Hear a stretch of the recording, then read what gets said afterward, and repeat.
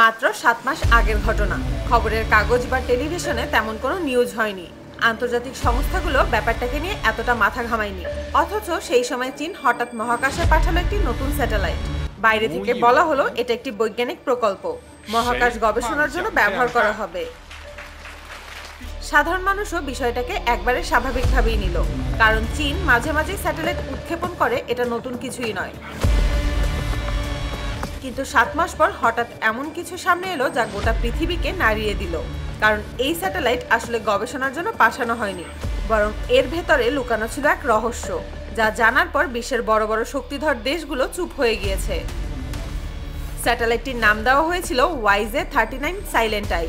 চীন শুরুতেই বলেছিল এটা দিয়ে মহাকাশের বিভিন্ন বিষয় পর্যবেক্ষণ করা হবে, নতুন তথ্য পাওয়া যাবে। কিন্তু কিছুদিন পরেই আন্তর্জাতিক গোয়েন্দা সংস্থার হাতে পাওয়া ছবিতে দেখা গেল অন্য কিছু। এই স্যাটেলাইটের কক্ষপথ, ঘোরাফেরা আর অবস্থান একবারেই অস্বাভাবিক। এটি যেভাবে পৃথিবীর চারপাশে ঘুরছে সেটা কোনো সাধারণ গবেষণামূলক স্যাটেলাইটের কাজ নয়। বিশেষজ্ঞদের মতে এই স্যাটেলাইট আসলে এক ধরনের অ্যাক্টিভেট অস্ত্র প্ল্যাটফর্ম। মানে এটি কেবল ছবি তুলতে বা তথ্য পাঠাতে সক্ষম নয়, বরং পৃথিবীতে বসেই এটি দিয়ে আক্রমণ চালানো সম্ভব। এর ভেতর এমন শক্তিশালী প্রযুক্তি বসানো হয়েছে যা যে কোনো দেশের উপর এক মুহূর্তের মধ্যেই অ্যাটাক চালাতে পারে। গবেষণায় আরও বেরিয়ে আসে স্যাটেলাইটটি পৃথিবীর বিভিন্ন দেশের সামরিক ঘাঁটির উপর দিয়ে ঘুরছে, কখনো পারমাণবিক কেন্দ্র, কখনো গুরুত্বপূর্ণ সরকারি ভবনের উপর লম্বা সময় ধরে অবস্থান করছে। এটা দেখে বোঝা গেল এর কাজ শুধুই মহাকাশ গবেষণা নয়। সবচেয়ে বড় প্রমাণ আসে কয়েকদিন আগে, যখন যুক্তরাষ্ট্রের একটি গোপন নথি ফাঁস হয়ে যায়। সেখানে দেখা যায় এই স্যাটেলাইটের ভেতরে আছে এক বিশেষ ধরনের পেলোড। গোপন রিপোর্টে আরও বেরিয়ে আসে এই স্যাটেলাইটে বসানো হয়েছে এআই কন্ট্রোলার, অর্থাৎ এটি কেবল মানুষের নির্দেশে কাজ করে না, বরং নিজেও সিদ্ধান্ত নিতে পারে। ধরুন যদি কোনো দেশ হঠাৎ চীনের উপর আক্রমণ চালায়, তাহলে এই স্যাটেলাইট নিজে থেকেই তা শনাক্ত করে শত্রু দেশের উপর অ্যাটাক চালাতে পারে। এই বিষয়টি বিশ্বের বড় বড় দেশগুলোকে চিন্তায় ফেলে দিয়েছে, কারণ যদি কখনো স্যাটেলাইট হ্যাক হয়ে যায় বা সফটওয়্যারে কোনো সমস্যা দেখা দেয়, তখন কি ঘটবে কেউ কল্পনাই করতে পারছে না। সবথেকে অবাক করা ব্যাপার হলো এই স্যাটেলাইট পৃথিবীর উপরে প্রায় 17 কিলোমিটার উচ্চতায় উড়ছে। এটিকে থামানোর ক্ষমতা চীন ছাড়া আর অন্য কোনো দেশের হাতে নেই, এবং এখান থেকেই পৃথিবীর যে কোনো শহর বা যে কোনো বিল্ডিংয়ের যে কোনো রুমে টার্গেট করা সম্ভব।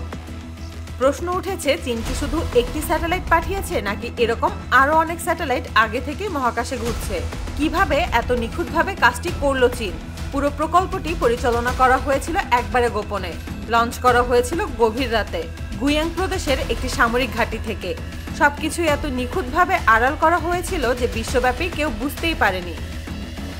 বাইরে থেকে দেখলে এটাকে হয়তো বৈজ্ঞানিক যন্ত্রের মতো মনে হবে, কিন্তু ভেতরে লুকানো রয়েছে ভয়ঙ্কর প্রযুক্তি।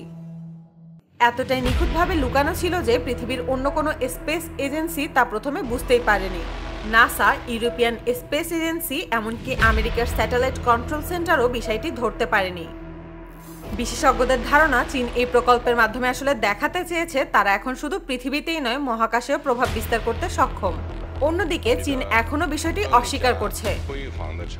তাদের বক্তব্য, এই স্যাটেলাইট একটি সাধারণ বৈজ্ঞানিক গবেষণার যন্ত্র ছাড়া আর কিছুই নয়। কিন্তু বারবার বেরিয়ে আসা গোপন রিপোর্ট, গোয়েন্দা তথ্য আর আন্তর্জাতিক বিশেষজ্ঞদের বক্তব্য বলছে একেবারেই ভিন্ন কথা। এখন প্রশ্ন হচ্ছে, আমরা আসলে ঠিক কতটা নিরাপদ?